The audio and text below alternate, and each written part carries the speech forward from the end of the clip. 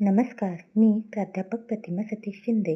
आज आपण पर्यटनातील नवोदित कल, इमर्जिंग ट्रेंड्स इन टुरिझम या विषयाची लेक्चर सिरीज सुरू करत आहोत. आता पहिल्यांदा संकल्पना. नेमकी कन्सेप्ट काय आहे?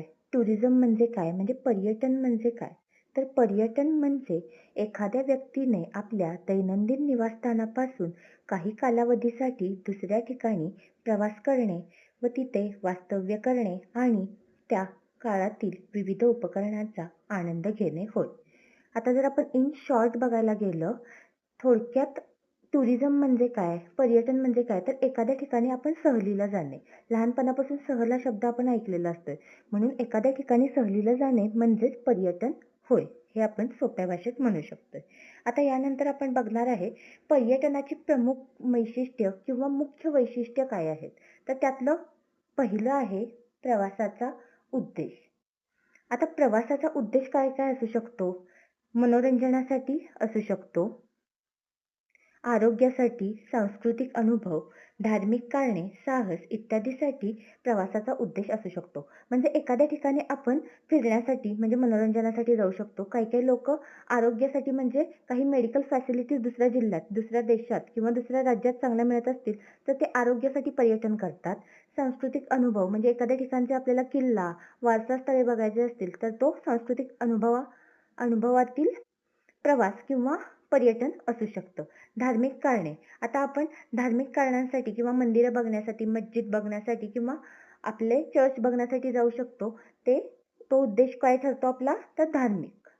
त्याचबरोबर साहस म्हणजे बरीच लोकं ट्रेकिंगसाठी पण जातात. हा काय झाला तर साहसी उद्देश. त्यानंतर दुसरं मुख्य वैशिष्ट्य आहे तात्पुरता कालावधी. आता पर्यटन म्हणजे काय? तर एखाद्या ठिकाणी जाऊन आपण थोड्या कालावधीसाठी राहणार आणि परत आपल्या घरी येणार. तिथं आपण कायमचं राहणार नाही. म्हणून हा कसा असतोय तर तात्पुरता कालावधी. तर हे स्थलांतर कसं असतंय? तर 24 तासापेक्षा जास्त पण एक वर्षापेक्षा कमी कालावधीचं असतंय. त्यानंतर तिसरं आहे निवास आणि सेवा. आता तिथं गेल्यावरती आता आपण आपल्या घर सोडून एखाद्या ठिकाणी फिरायला गेलोय आणि तिथं गेल्यानंतर आपल्याला पहिलं आपली नीड काय असते? पहिली आपली जी काही रिक्वायरमेंट असते ती काय असते? तर त्या प्रवासादरम्यान म्हणजे तिथं गेल्यानंतर आपल्याला एक स्टे पाहिजे असतो. त्यासाठी आपण हॉटेल, रिसॉर्ट, होमस्टे इत्यादींचा वापर करतोय. त्यानंतर सर्वात महत्त्वाचं वैशिष्ट्य काय? तर आर्थिक देवाणघेवाण. आपण ट्रिपला जाताना जे काही प्रवासाचा खर्च असू दे, तिथं राहण्याचा खर्च असू दे, खाण्याचा खर्च असू दे, हे सगळं काय होतंय तर पैसे देतोय आपण तिथं. त्यामुळे इथं काय होतंय तर आर्थिक देवाणघेवाण. आता त्यानंतर आपण बघणार आहोत व्याख्या.